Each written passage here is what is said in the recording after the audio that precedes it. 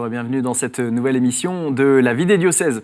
Vous aviez suivi le synode des jeunes voulu par le pape François à Rome, mais peut-être pas celui du diocèse de Nîmes, Uzès et Alès. Il a pourtant eu lieu avant.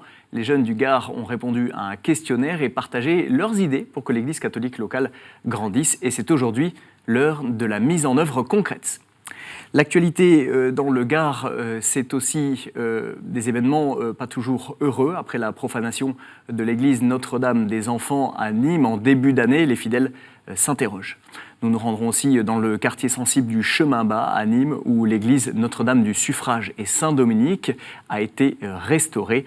Des travaux extrêmement coûteux, mais qui ont permis l'émergence d'un nouveau projet pastoral et missionnaire. Monseigneur Robert Wattblé, bonjour. Bonjour. Nous sommes ravis de vous accueillir aujourd'hui. Vous êtes évêque de Nîmes depuis 2001, ça fait 18 ans.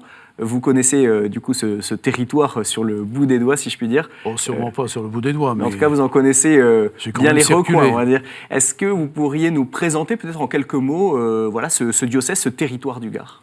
Le territoire est extrêmement varié, puisqu'on va de la mer Méditerranée au Gros du Roi jusqu'au mont Égual à 1500 mètres, avec des réalités urbaines importantes, tout autour de Nîmes, et puis la région d'Alès, la vallée du Rhône, mais aussi du rural plus profond, comme on dit, dans les Cévennes en particulier, et même sur le Causse. Qu'est-ce qui caractérise l'Église localement ? Est-ce qu'il y a des points importants ? Moi, je dirais son histoire marquée par les affrontements religieux. Donc l'œcuménisme chez nous a une place importante. La diversité aussi, la diversité vraiment de la population, des centres d'intérêt même, et des activités. Alors, on y reviendra bien sûr dans cette émission. Nous nous sommes rendus dans une église du Chemin Bas à Nîmes qui a une belle histoire à raconter. Il s'agit de Notre-Dame du Suffrage et Saint-Dominique, un édifice restauré avec des travaux certes coûteux mais qui ont permis l'émergence d'un nouveau projet missionnaire pour tout le quartier. C'est un reportage de Marie-Noël Day. 17h dans le quartier du Chemin Bas de Nîmes. Ce dimanche 7 avril, l'église Notre-Dame du Suffrage et Saint-Dominique accueille un concert de musique sacrée.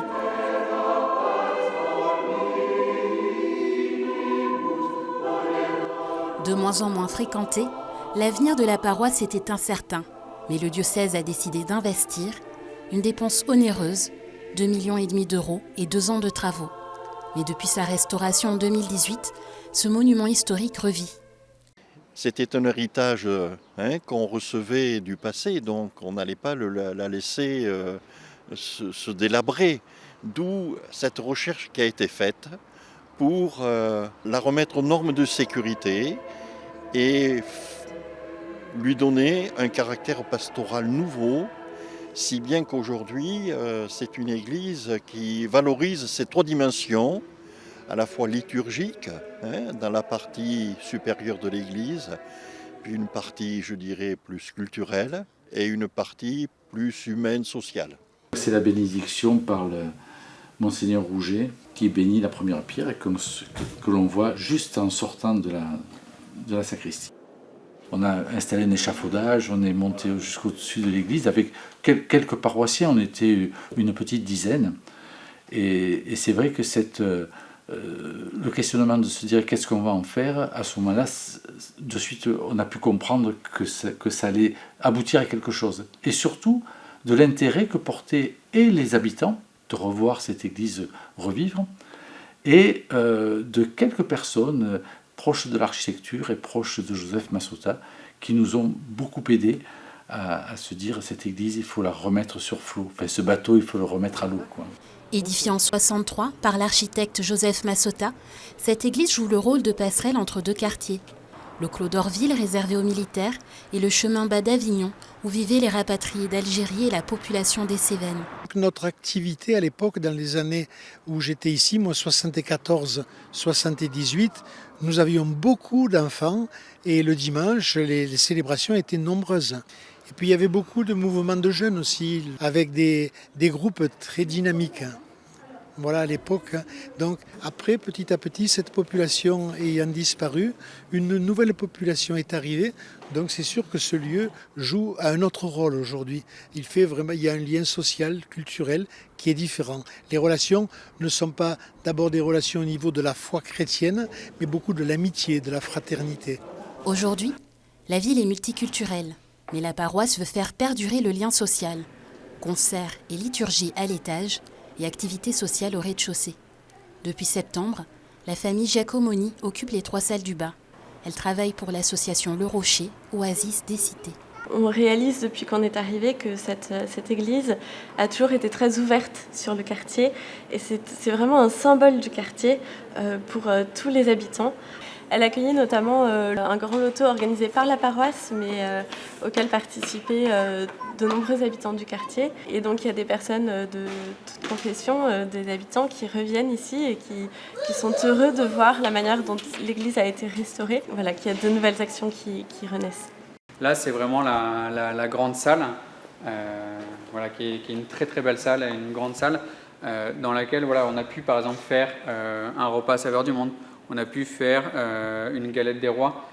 C'est là aussi où on fait de temps en temps des cafés lors de nos permanences pour accueillir les personnes. La devise du Rocher, c'est « Oser la rencontre, choisir l'espérance ».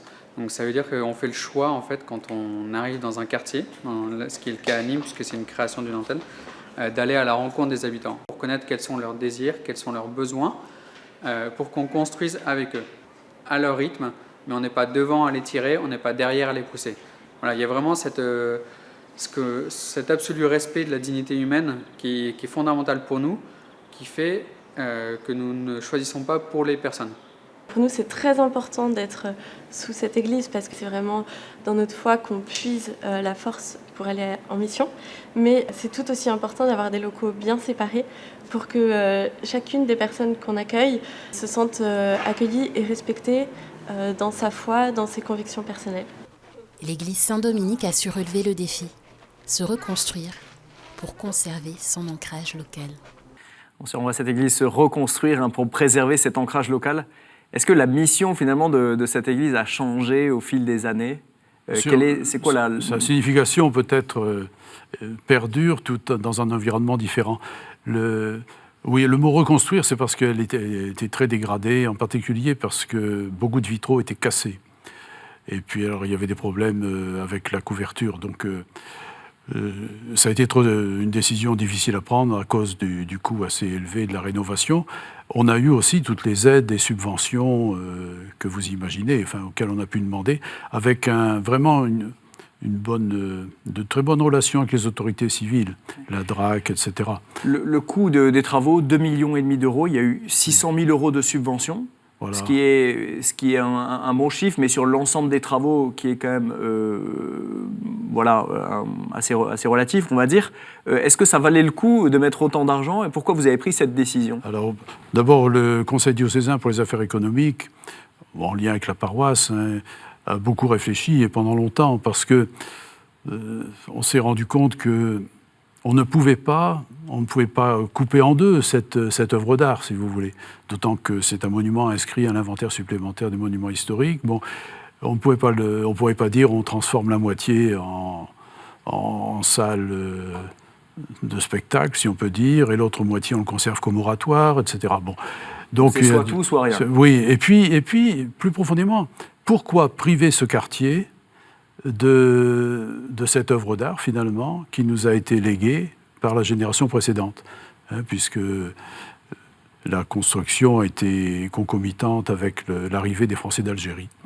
Et justement, on entend dans le reportage, cette église, il y a quelques dizaines d'années, était très fréquentée, il y avait beaucoup de familles, etc. La population se transformant, aujourd'hui, il y a une majorité musulmane dans ce quartier, donc l'église est moins fréquentée. Justement, est-ce que dans ce contexte-là, comment a été pris la décision finalement de garder cet édifice ? Je crois que ça a été très bien expliqué à la fois par le prêtre responsable et puis les paroissiens.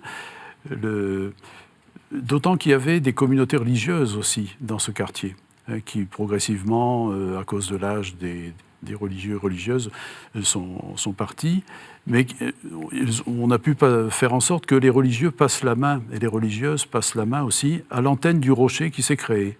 Donc, depuis septembre, voilà, il y a 2 familles qui habitent et qui progressivement tissent des liens dans le quartier.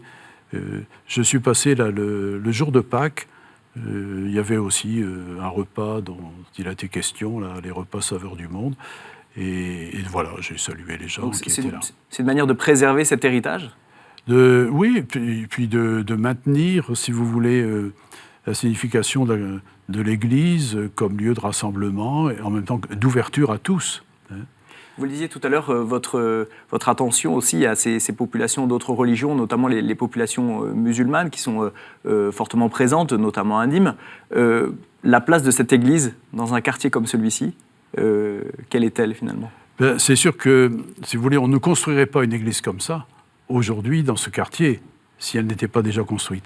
Mais on la reçoit comme un héritage, et puis, voilà, comme il a été dit, par l'activité proprement liturgique, mais aussi par des activités d'ordre culturel, et puis par l'implantation du rocher.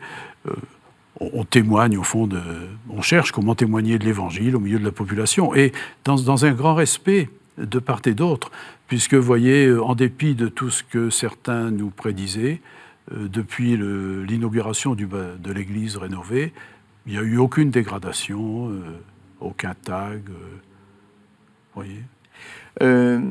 Monseigneur, justement, vous parlez des questions de dégradation.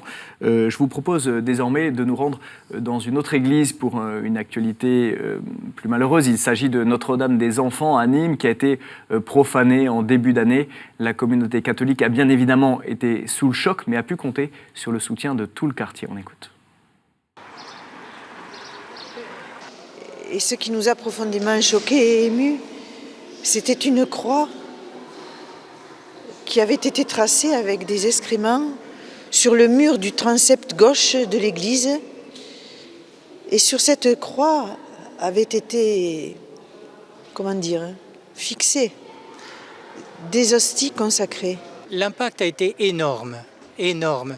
Non seulement pour la communauté, pour le diocèse tout entier, et le comité interreligieux qui regroupe les confessions chrétiennes du diocèse de Nîmes, musulmans, juifs, catholiques et chrétiens d'autres confessions, se sont exprimés pour dire leur totale réprobation face à un acte aussi odieux.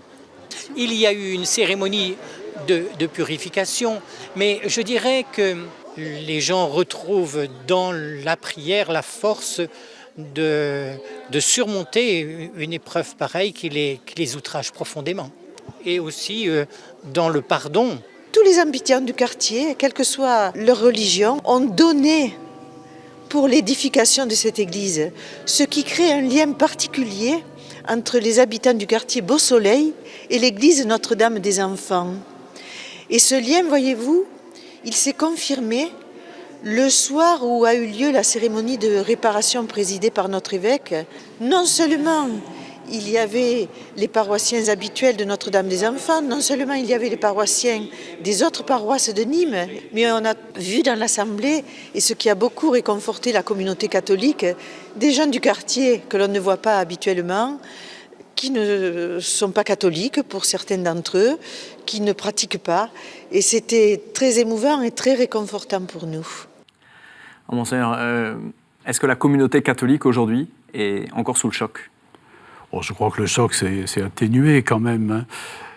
Mais c'est vrai, le témoignage le dit bien, les gens étaient très choqués parce qu'on n'est pas dans le domaine là, des dégradations courantes, si vous voulez, c'est pas que du vandalisme, auquel, hélas, on est un peu habitué. Les incivilités, comme on dit, c'est pas simplement du pillage de troncs, mais c'est vraiment s'en prendre aux réalités de la foi chrétienne. Donc, il était important, je crois, de dire, écoutez, on s'arrête et on célèbre ensemble une célébration de... on a pris le mot de purification, de réconciliation. L'idée étant de remettre, si l'on peut dire, cet édifice, cette église, dans son orientation fondamentale, d'être un lieu de paix, de réconciliation, de fraternité, de proximité. Monseigneur, je reprends quelques actes justement perpétrés dans le Gard contre des édifices religieux, des églises. Mars 2014, incendie de la chapelle Saint-Bastien à Coury, au nord d'Alès. Septembre 2014, saccage de l'oratoire à la Vierge au jardin de l'église Jeanne d'Arc à Nîmes. Janvier 2015, inscription antichrétienne sur l'église Sainte-Marie Notre-Dame de Sumène. Acte de vandalisme perpétré en l'église Saint-André de Valborgne. Ces actes de vandalisme à répétition à l'église Saint-Dominique à Nîmes. Il y a une série comme ça qui s'est poursuivie finalement avec cette profanation de l'église Notre-Dame des Enfants. Comment vous, en tant que pasteur des catholiques du Gard, comment est-ce que vous analysez cette situation? Est-ce que vous avez l'impression que c'est quelque chose qui est peut-être plus grave qu'ailleurs? Et il faudrait ajouter tout récemment Saint-Julien de Cassagnas, etc., et d'autres églises de cette région de Saint-Ambrois. Bon, alors, à chaque fois, on porte plainte et les enquêtes sont certainement très difficiles. Mais je crois qu'il faut distinguer ce qui relève simplement du vandalisme, hélas, trop courant, et puis ce qui est délibérément antichrétien.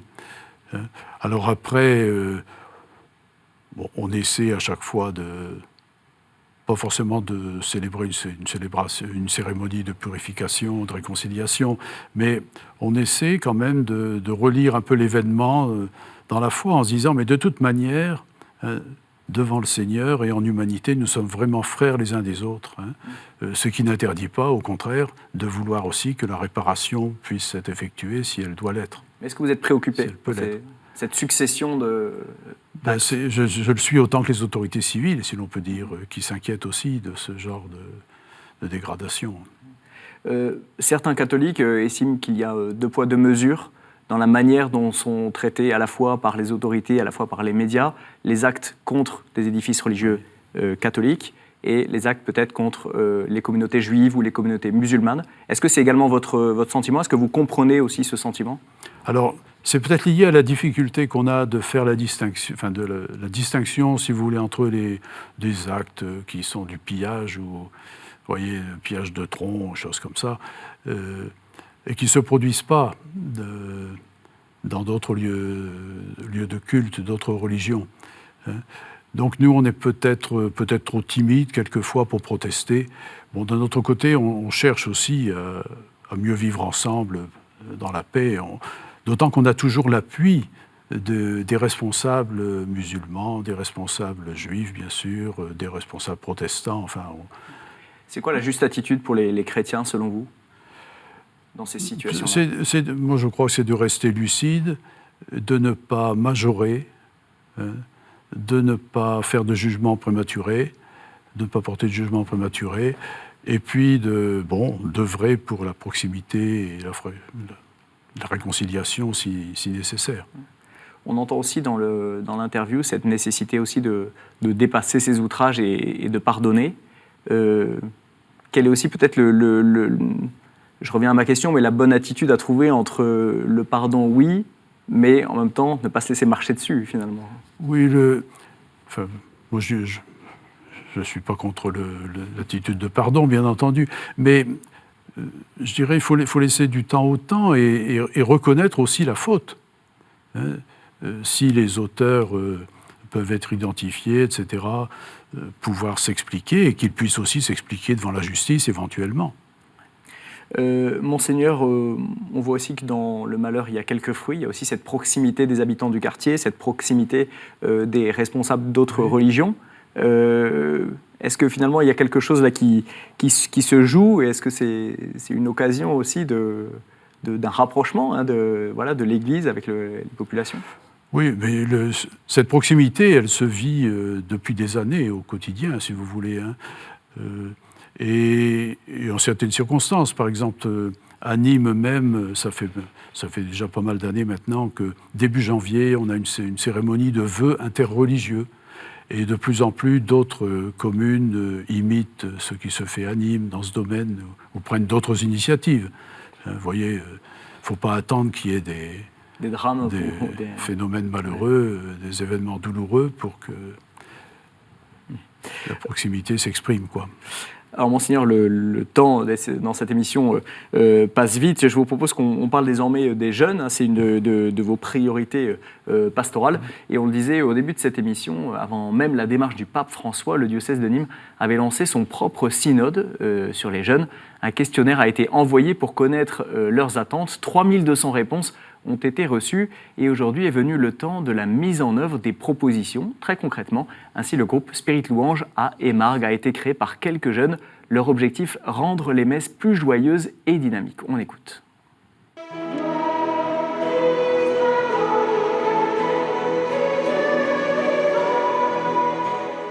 On a vu que le diocèse avait envie de faire quelque chose pour les jeunes et c'est ce synode des jeunes-là qui m'a donné cet élan pour créer le groupe. Et c'est à partir de là qu'on a mis le nom Spirit Louange et que l'aventure a réellement commencé. On a déjà commencé à animer suite à la demande de la paroisse, à la demande de l'organiste quand il était absent, si on pouvait faire quelque chose.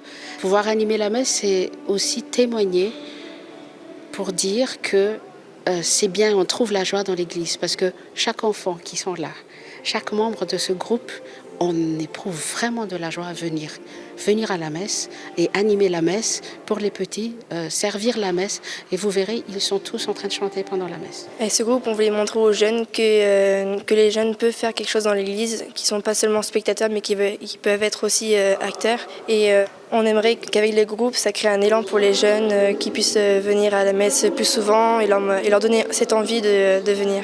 Il n'y a pas besoin de dire toi tu fais ça ou moi je fais ça. Non, on le vit, chacun amène sa contribution. S'il y a d'autres personnes qui veulent venir, il n'y a pas de souci, au contraire. Donc c'est vraiment une famille, il n'y a pas de...